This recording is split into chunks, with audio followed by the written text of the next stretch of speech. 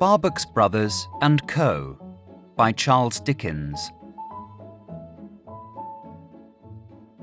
With goodwill and earnest purpose, the gentleman for nowhere began on the very next day his researches at the heads of the 7 roads.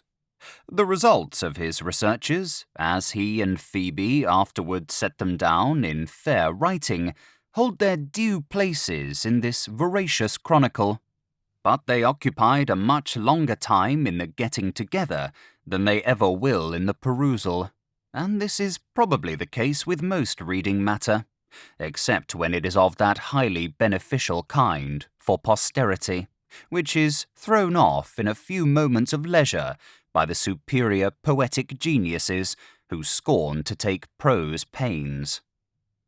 It must be admitted, however, that Barbox by no means hurried himself. His heart being in his work of good nature, he revelled in it. There was the joy, too, it was a true joy to him, of sometimes sitting by, listening to Phoebe as she picked out more and more discourse from her musical instrument, and as her natural taste and ear refined daily upon her first discoveries. Besides being a pleasure, this was an occupation, and in the course of weeks it consumed hours. It resulted that his dreaded birthday was close upon him before he had troubled himself any more about it. The matter was made more pressing by the unforeseen circumstance that the councils held, at which Mr. Lamps, beaming most brilliantly on a few rare occasions, assisted, respecting the road to be selected, were, after all, in no wise assisted by his investigations. For he had connected this interest with this road, or that interest with the other, but could deduce no reason from it for giving any road the preference. Consequently, when the last council was holden, that part of the business stood, in the end, exactly where it had stood in the beginning. "But, sir," remarked Phoebe, "we have only 6 roads after all. Is the 7th road dumb?" "The 7th road? Oh," said Barbox Brothers, rubbing his chin. "That is the road I took, you know, when I went to get your little present. That is its story, Phoebe." "Would you mind taking that road again, sir?" she asked, with hesitation. "Not in the least. It is a great high road after all." "I should like you to take it," returned Phoebe with a persuasive smile, "for the love of that little present which must ever be so dear to me. I should like you to take it because that road can never be again like any other road to me. I should like you to take it in remembrance of your having done me so much good, of your having made me so much happier. If you leave me by the road you travelled when you went to do me this great kindness," sounding a faint chord as she spoke, "I shall feel, lying here watching at my window, as if it must conduct you to a prosperous end and bring you back some day." "It shall be done, my dear. It shall be done." So at last the gentleman for nowhere took a ticket for somewhere, and his destination was the great, ingenious town. He had loitered so long about the junction that it was the 18th of December when he left it. "High time," he reflected, as he seated himself in the train, "that I started in earnest. Only one clear day remains between me and the day I am running away from. I'll push onward for the hill country tomorrow. I'll go to Wales." It was with some pains that he placed before himself the undeniable advantages to be gained in the way of novel occupation for his senses from misty mountains, swollen streams, rain, cold, a wild seashore, and rugged roads. And yet he scarcely made them out as distinctly as he could have wished. Whether the poor girl, in spite of her new resource, her music, would have any feeling of loneliness upon her now, just at first, that she had not had before, whether she saw those very puffs of steam and smoke that he saw, as he sat in the train thinking of her, whether her face would have any pensive shadow on it as they died out of the distant view from her window, whether in telling him he had done her so much good, she had not unconsciously corrected his old moody bemoaning of his station in life, by setting him thinking that a man might be a great healer if he would, and yet not be a great doctor. These and other similar meditations got between him and his Welsh picture. There was within him, too, that dull sense of vacuity which follows separation from an object of interest and cessation of a pleasant pursuit, and this sense, being quite new to him, made him restless. Further, in losing Mugby Junction, he had found himself again, and he was not the more enamoured of himself for having lately passed his time in better company. But surely, here not far ahead must be the great ingenious town. This crashing and clashing that the train was undergoing, and this coupling onto it of a multitude of new echoes, could mean nothing less than approach to the great station. It did mean nothing less.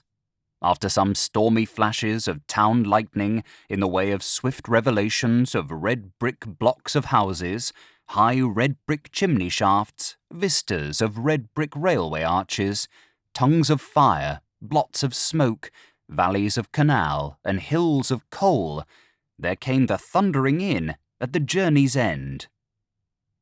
Having seen his portmanteaus safely housed in the hotel he chose, and having appointed his dinner hour, Barbox Brothers went out for a walk in the busy streets. And now it began to be suspected by him that Mugby Junction was a junction of many branches, invisible as well as visible, and had joined him to an endless number of byways. For whereas he would, but a little while ago, have walked these streets blindly brooding, he now had eyes and thoughts for a new external world, how the many toiling people lived and loved and died. How wonderful it was to consider the various trainings of eye and hand, the nice distinctions of sight and touch that separated them into classes of workers, and even into classes of workers at subdivisions of one complete whole, which combined their many intelligences and forces, though of itself but some cheap object of use or ornament in common life. How good it was to know that such assembling in a multitude on their part, and such contribution of their several dexterities towards a civilizing end, did not deteriorate them, as it was the fashion of the supercilious mayflies of humanity to pretend, but engendered among them a self-respect, and yet a modest desire to be much wiser than they were. The first evinced in their well-balanced bearing and manner of speech when he stopped to ask a question. The second in the announcements of their popular studies and amusements on the public walls. These considerations, and a host of such, made his walk a memorable one. I, too, am but a little part of a great whole, he began to think, and to be serviceable to myself and others, or to be happy, I must cast my interest into, and draw it out of, the common stock. Although he had arrived at his journey's end for the day by noon, he had since insensibly walked about the town so far and so long that the lamplighters were now at their work in the streets, and the shops were sparkling up brilliantly. Thus reminded to turn towards his quarters, he was in the act of doing so, when a very little hand crept into his, and a very little voice said, "Oh, if you please, I am lost." He looked down, and saw a very little fair-haired girl. "Yes," she said, confirming her words with a serious nod. "I am indeed. I am lost." Greatly perplexed, he stopped, looked about him for help, descried none, and said, bending low, "Where do you live, my child?"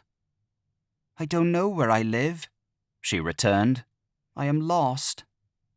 "What is your name?" "Polly." "What is your other name?" The reply was prompt but unintelligible. Imitating the sound as he caught it, he hazarded the guess. Trivets? Oh no, said the child, shaking her head. Nothing like that. Say it again, little one. An unpromising business, for this time it had quite a different sound. He made the venture. Paddens? Oh no, said the child. Nothing like that. Once more, let us try it again, dear. A most hopeless business. This time it swelled into 4 syllables. It can't be tapitava, said Barbox Brothers, rubbing his head with his hat in discomfiture. No, it ain't, the child quietly assented. On her trying this unfortunate name once more, with extraordinary efforts at distinctness, it swelled into 8 syllables at least. Ah, I think, said Barbox Brothers, with a desperate air of resignation, that we had better give it up. But I am lost, said the child, nestling her little hand more closely in his. And you'll take care of me, won't you? If ever a man were disconcerted by division between compassion on the one hand and the very imbecility of irresolution on the other, here the man was. Lost? He repeated, looking down at the child. I am sure I am. What is to be done? Where do you live? Asked the child, looking up at him wistfully. Over there, he answered, pointing vaguely in the direction of his hotel. Hadn't we better go there? Said the child. Really, he replied. I don't know but what we had. So they set off, hand in hand. He, through comparison of himself against his little companion, with a clumsy feeling on him, as if he had just developed into a foolish giant. She, clearly elevated in her own tiny opinion by having got him so neatly out of his embarrassment. We are going to have dinner when we get there, I suppose, said Polly. Well, he rejoined, yes, I suppose we are. Do you like your dinner? Asked the child. Why, on the whole, said Barbox Brothers. Yes, I think I do. I do mine, said Polly. Have you any brothers and sisters? No. Have you? Mine are dead. Oh, said Barbox Brothers. With that absurd sense of unwieldiness of mind and body weighing him down, he would not have known how to pursue the conversation beyond this curt rejoinder, but that the child was always ready for him. What? She asked, turning her soft hand coaxingly in his. Are you going to do to amuse me after dinner? Upon my soul, Polly, exclaimed Barbox Brothers, very much at a loss. I have not the slightest idea. Then I tell you what, said Polly. Have you got any cards at your house? Plenty, said Barbox Brothers in a boastful vein. Very well, then I'll build houses, and you shall look at me. You mustn't blow, you know. Oh, no, said Barbox Brothers. No, no blowing. Blowing's not fair. He flattered himself that he had said this pretty well for an idiotic monster, but the child, instantly perceiving the awkwardness of his attempt to adapt himself to her level, utterly destroyed his hopeful opinion of himself by saying compassionately, What a funny man you are. Feeling, after this melancholy failure, as if he every minute grew bigger and heavier in person and weaker in mind, Barbox gave himself up for a bad job. No giant ever submitted more meekly to be led in triumph by all-conquering Jack than he to be bound in slavery to Polly. Do you know any stories? She asked him. He was reduced to the humiliating confession. No. What a dunce you must be, mustn't you? Said Polly. He was reduced to the humiliating confession. Yes. Would you like me to teach you a story? But you must remember it, you know, and be able to tell it right to somebody else afterwards." He professed that it would afford him the highest mental gratification to be taught a story, and that he would humbly endeavour to retain it in his mind. Whereupon Polly, giving her hand a new little turn in his, expressive of settling down for enjoyment, commenced a long romance, of which every relishing clause began with the words, "So this," or "and so this," as "so this boy," or "so this fairy," or "and so this pie was 4 yards round and 2 yards and a quarter deep." The interest of the romance was derived from the intervention of this fairy to punish this boy for having a greedy appetite, to achieve which purpose this fairy made this pie, and this boy ate and ate and ate, and his cheeks swelled and swelled and swelled. There were many tributary circumstances, but the forcible interest culminated in the total consumption of this pie and the bursting of this boy. Truly, he was a fine sight, Barbox Brothers, with serious, attentive face and ear bent down, much jostled on the pavements of the busy town, but afraid of losing a single incident of the epic, lest he should be examined in it by and by, and found deficient. Thus they arrived at the hotel, and there he had to say at the bar, and awkwardly enough, "I have found a little girl." The whole establishment turned out to look at the little girl. Nobody knew her. Nobody could make out her name, and she set it forth, except one chambermaid, who said it was Constantinople, which it wasn't. "I will dine with my young friend in a private room," said Barbox Brothers to the hotel authorities, "and perhaps you will be so good as to let the police know that the pretty baby is here. I suppose she is sure to be inquired for soon, if she has not been already. Come along, Polly."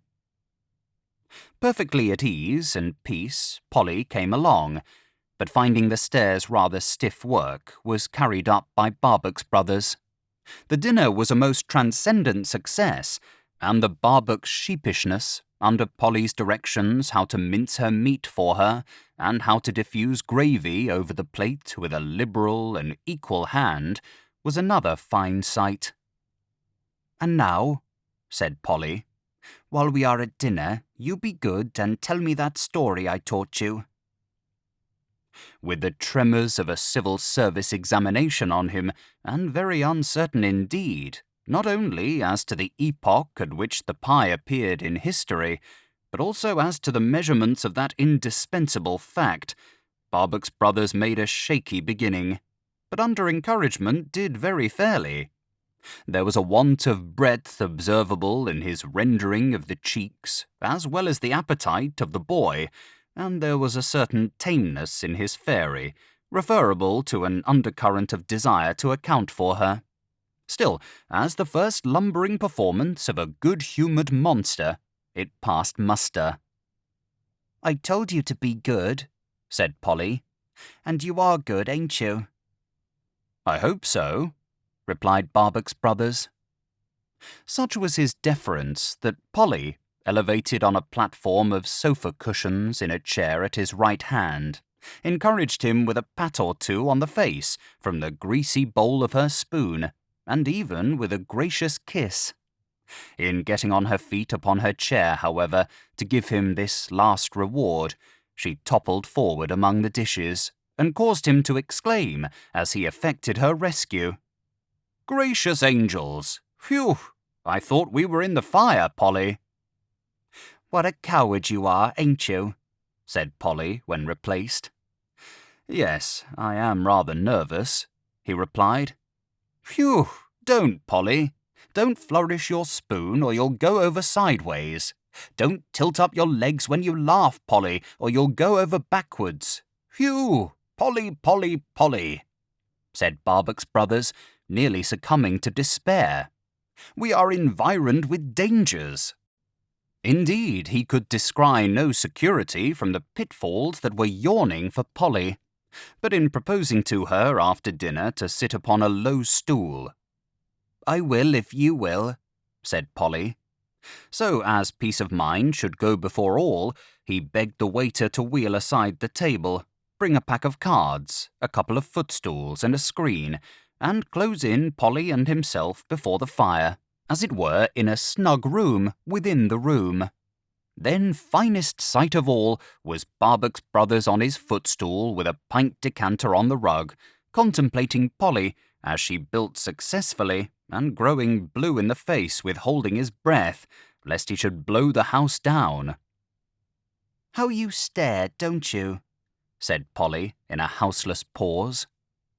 Detected in the ignoble fact, he felt obliged to admit apologetically, "I'm afraid I was looking rather hard at you, Polly." "Why do you stare?" asked Polly. "I cannot," he murmured to himself, "recall why. I don't know, Polly." "You must be a simpleton to do things and not know why, mustn't you?" said Polly. In spite of which reproof, he looked at the child again, intently, as she bent her head over her card structure, her rich curls shading her face. "It is impossible," he thought, "that I can ever have seen this pretty baby before. Can I have dreamed of her? In some sorrowful dream?" He could make nothing of it, so he went into the building trade as a journeyman under Polly, and they built 3 stories high, 4 stories high, even 5. "I say, who do you think is coming?" asked Polly, rubbing her eyes after tea. He guessed. "The waiter?" "No," said Polly. "The dustman. I am getting sleepy." A new embarrassment for Barbox Brothers. "I don't think I'm going to be fetched tonight," said Polly. "What do you think?" He thought not either. After another quarter of an hour, the dustman not merely impending, but actually arriving, recourse was had to the Constantinopolitan chambermaid, who cheerily undertook that the child should sleep in a comfortable and wholesome room, which she herself would share. "And I know you will be careful, won't you?" said Barbox Brothers, as a new fear dawned upon him. "That she don't fall out of bed." Polly found this so highly entertaining that she was under the necessity of clutching him round the neck with both arms as he sat on his footstool, picking up the cards, and rocking him to and fro with her dimpled chin on his shoulder. "Oh, what a coward you are, ain't you?" said Polly. "Do you fall out of bed?" "Not generally, Polly." "No more do I."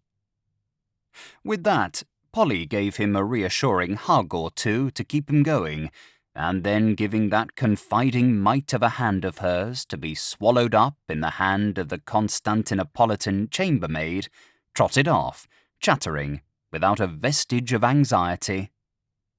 He looked after her, had the screen removed and the table and chairs replaced, and still looked after her. He paced the room for half an hour. A most engaging little creature, but it's not that. A most winning little voice, but it's not that. That has much to do with it, but there is something more. How can it be that I seem to know this child? What was it she imperfectly recalled to me when I felt her touch in the street, and, looking down at her, saw her looking up at me? "Mr. Jackson?" With a start, he turned towards the sound of the subdued voice, and saw his answer standing at the door. "Oh, Mr. Jackson, do not be severe with me. Speak a word of encouragement to me, I beseech you." "You are Polly's mother?" "Yes." Yes, Polly herself might come to this one day. As you see what the rose was in its faded leaves, as you see what the summer growth of the woods was in their wintry branches, so Polly might be traced one day in a careworn woman like this, with her hair turned grey. Before him were the ashes of a dead fire that had once burned bright. This was the woman he had loved, This was the woman he had lost. Such had been the constancy of his imagination to her, so had time spared her under its withholding, that now, seeing how roughly the inexorable hand had struck her, his soul was filled with pity and amazement. He led her to a chair and stood leaning on a corner of the chimney-piece, with his head resting on his hand and his face half averted. "Did you see me in the street and show me to your child?" he asked. "Yes." "Is the little creature, then, a party to deceit?" "I hope there is no deceit. I said to her, 'We have lost our way, and I must try to find mine by myself. Go to that gentleman and tell him you are lost. You shall be fetched by and by.' Perhaps you have not thought how very young she is." "She is very self-reliant." "Perhaps because she is so young." He asked after a short pause, "Why did you do this?" "Oh, Mr. Jackson, do you ask me? In the hope that you might see something in my innocent child to soften your heart towards me. Not only towards me, but towards my husband." He suddenly turned about and walked to the opposite end of the room. He came back again with a slower step and resumed his former attitude, saying, "I thought you had emigrated to America." "We did, but life went ill with us there, and we came back." "Do you live in this town?" "Yes, I am a daily teacher of music here. My husband is a bookkeeper." "Are you, forgive my asking, poor?" "We earn enough for our wants. That is not our distress. My husband is very, very ill of a lingering disorder. He will never recover." "You check yourself. If it is for want of the encouraging word you spoke of, take it from me. I cannot forget the old time, Beatrice." "God bless you," she replied, with a burst of tears, and gave him her trembling hand. "Compose yourself. I cannot be composed if you are not, for to see you weep distresses me beyond expression. Speak freely to me. Trust me." She shaded her face with her veil, and after a little while spoke calmly. Her voice had the ring of Polly's. "It is not that my husband's mind is at all impaired by his bodily suffering, for I assure you that is not the case. But in his weakness, and in his knowledge that he is incurably ill, he cannot overcome the ascendancy of one idea. It preys upon him, embitters every moment of his painful life, and will shorten it." She stopping, he said again, "Speak freely to me.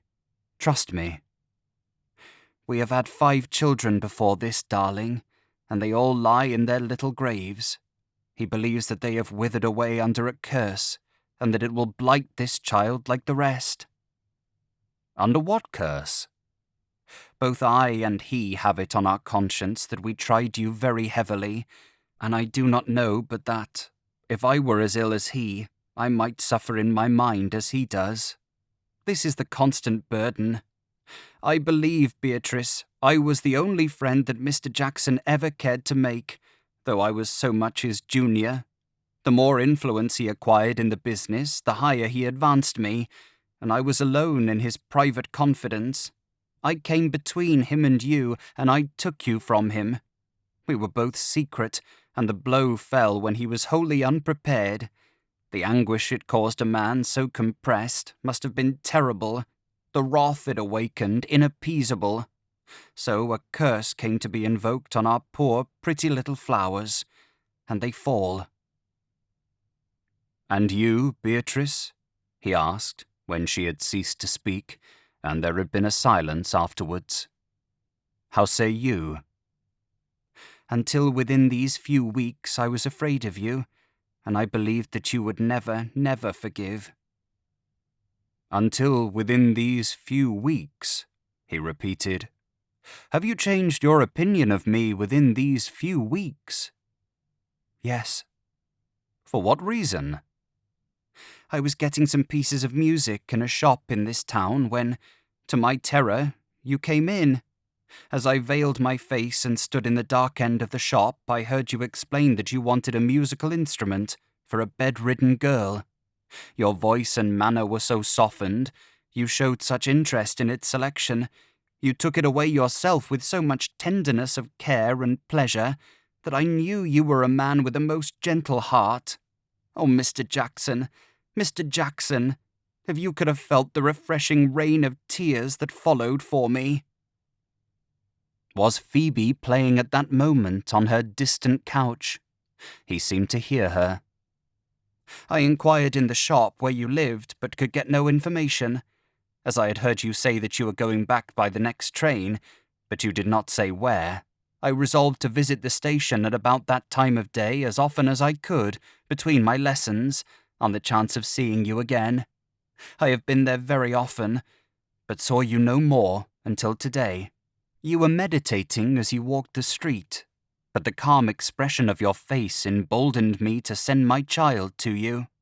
And when I saw you bend your head to speak tenderly to her, I prayed to God to forgive me for having ever brought a sorrow on it. I now pray to you to forgive me and to forgive my husband. I was very young. He was young too, and in the ignorant hardihood of such a time of life, we don't know what we do to those who have undergone more discipline. You generous man, you good man, so to raise me up and make nothing of my crime against you. For he would not see her on her knees, and soothed her, as a kind father might have soothed an erring daughter. Thank you. Bless you, thank you. When he next spoke, it was after having drawn aside the window curtain and looked out a while. Then he only said, "Is Polly asleep?" "Yes. As I came in, I met her going away upstairs and put her to bed myself." "Leave her with me for tomorrow, Beatrice, and write me your address on this leaf of my pocket-book. In the evening, I will bring her home to you, and to her father." "Hello," cried Polly, putting her saucy, sunny face in at the door next morning, when breakfast was ready. "I thought I was fetched last night." "So you were, Polly, but I asked leave to keep you here for the day, and to take you home in the evening." "Upon my word," said Polly, "you are very cool, ain't you?" However, Polly seemed to think it a good idea, and added, "I suppose I must give you a kiss, though you are cool." The kiss given and taken, they sat down to breakfast in a highly conversational tone. "Of course, you are going to amuse me," said Polly. "Oh, of course," said Barbox Brothers. In the pleasurable height of her anticipations, Polly found it indispensable to put down her piece of toast, cross one of her little fat knees over the other, and bring her little fat right hand down into her left hand with a businesslike slap. After this gathering of herself together, Polly, by that time a mere heap of dimples, asked in a wheedling manner, "What are we going to do, you dear old thing?" "Why, I was thinking," said Barbox Brothers. "But are you fond of horses, Polly?" "Ponies I am," said Polly, "especially when their tails are long, but horses, no, too big, you know." "Well," pursued Barbox Brothers in a spirit of grave, mysterious confidence, adapted to the importance of the consultation, "I did see yesterday, Polly, on the walls, pictures of 2 long-tailed ponies, speckled all over." "No, no, no," cried Polly, in an ecstatic desire to linger on the charming details. "Not speckled all over." "Speckled all over, which ponies jump through hoops." "No, no, no," cried Polly, as before. "They never jump through hoops." "Yes, they do. Oh, I assure you they do, and eat pie in pinafores." "Ponies eating pie in pinafores," said Polly. "What a storyteller you are, ain't you?" "Upon my honour, and fire off guns." Polly hardly seemed to see the force of the ponies resorting to firearms. "And I was thinking," pursued the exemplary Barbox, "that if you and I were to go to the circus where these ponies are, it would do our constitutions good." "Does that mean amuse us?" inquired Polly. "What long words you do use, don't you?"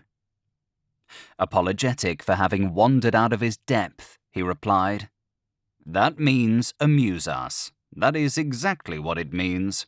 There are many other wonders besides the ponies, and we shall see them all. Ladies and gentlemen in spangled dresses, and elephants and lions and tigers." Polly became observant of the teapot, with a curled-up nose, indicating some uneasiness of mind.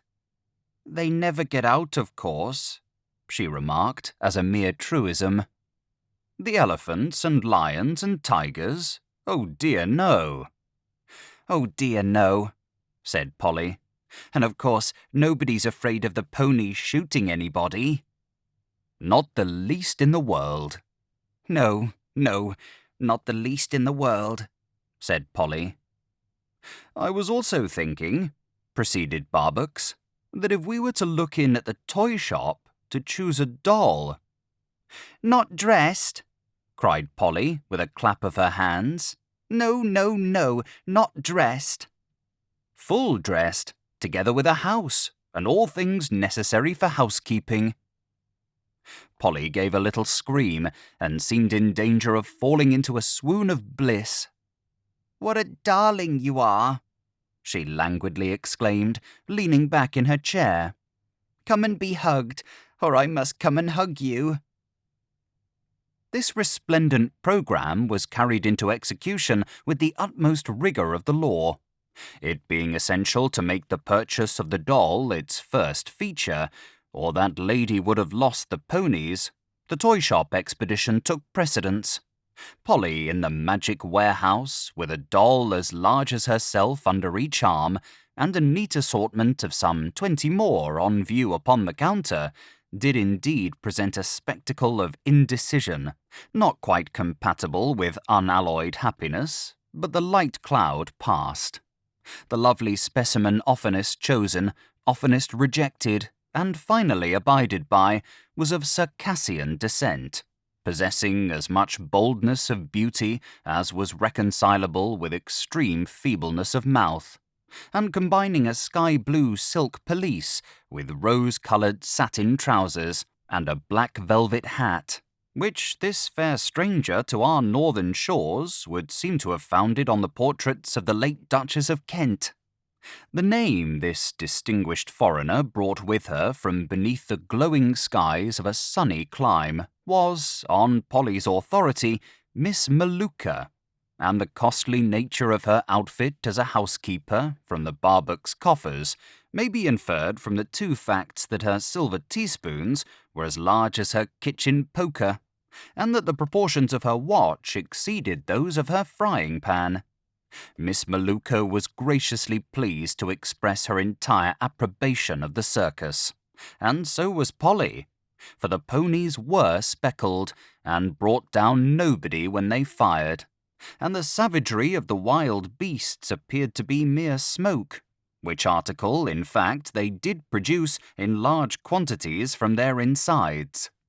The Barbox absorption in the general subject throughout the realization of these delights was again a sight to see, nor was it less worthy to behold at dinner when he drank to Miss Maluka, tied stiff in a chair opposite to Polly, the fair Circassian possessing an unbendable spine, and even induced the waiter to assist in carrying out with due decorum the prevailing glorious idea.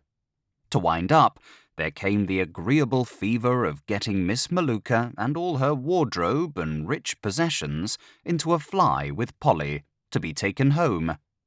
But by that time Polly had become unable to look upon such accumulated joys with waking eyes, and had withdrawn her consciousness into the wonderful paradise of a child's sleep. "Sleep, Polly, sleep," said Barbox Brothers, as her head dropped on his shoulder. You shall not fall out of this bed easily, at any rate."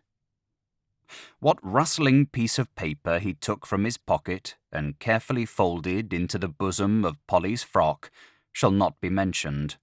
He said nothing about it, and nothing shall be said about it. They drove to a modest suburb of the great ingenious town, and stopped at the forecourt of a small house. "Do not wake the child," said Barbox Brothers softly to the driver. "I will carry her in as she is." Greeting the light at the open door which was held by Polly's mother, Polly's bearer passed on with mother and child into a ground-floor room. There, stretched on a sofa, lay a sick man, sorely wasted, who covered his eyes with his emaciated hands. "Tresham," said Barbox in a kindly voice, "I have brought you back your Polly, fast asleep. Give me your hand, and tell me you are better." The sick man reached forth his right hand, and bowed his head over the hand into which it was taken, and kissed it. "Thank you, thank you. I may say that I am well and happy."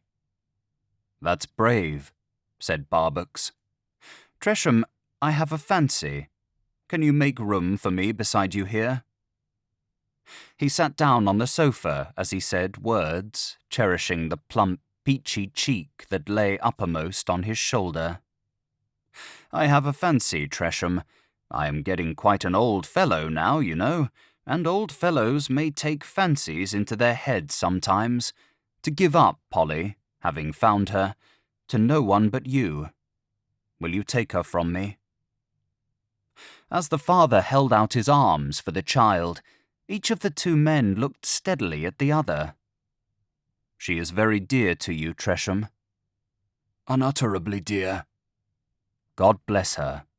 It is not much, Polly," he continued, turning his eyes upon her peaceful face as he apostrophized her. "It is not much, Polly, for a blind and sinful man to invoke a blessing on something so far better than himself as a little child is. But it would be much, much upon his cruel head, and much upon his guilty soul, if he could be so wicked as to invoke a curse. He had better have a millstone round his neck, and be cast into the deepest sea. Live and thrive, my pretty baby." Here he kissed her. "Live and prosper, and become in time the mother of other little children, like the angels who behold the Father's face." He kissed her again, gave her up gently to both her parents, and went out. But he went not to Wales. No, he never went to Wales.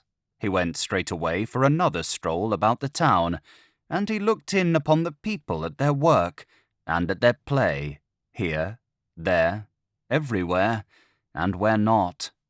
For he was Barbox Brothers Co. now, and had taken thousands of partners into his solitary firm. He had at length got back to his hotel room, and was standing before his fire, refreshing himself with a glass of hot drink, which he had stood upon the chimney-piece, when he heard the town clock striking, and, referring to his watch, found the evening to have so slipped away that they were striking 12. As he put up his watch again, his eyes met those of his reflection in the chimney-glass. "Why, it's your birthday already," he said, smiling. "You are looking very well. I wish you many happy returns of the day." He had never before bestowed that wish upon himself. "By Jupiter," he discovered, "it alters the whole case of running away from one's birthday. It's a thing to explain to Phoebe. Besides, here is quite a long story to tell her that has sprung out of the road with no story. I'll go back instead of going on. I'll go back by my friend Lamps's up-X presently." He went back to Mugby Junction, and in point of fact, he established himself at Mugby Junction. It was the convenient place to live in, for brightening Phoebe's life. It was the convenient place to live in for having her taught music by Beatrice. It was the convenient place to live in for occasionally borrowing Polly. It was the convenient place to live in for being joined at will to all sorts of agreeable places and persons. So he became settled there, and his house standing in an elevated situation, it is noteworthy of him in conclusion, as Polly herself might not irreverently have put it. There was an old Barbox who lived on a hill, and if he ain't gone, he lives there still. Thank you for listening to Barbox Brothers Co. by Charles Dickens. If you have enjoyed this audiobook, please consider subscribing and leaving a like to help in the making of future audiobooks.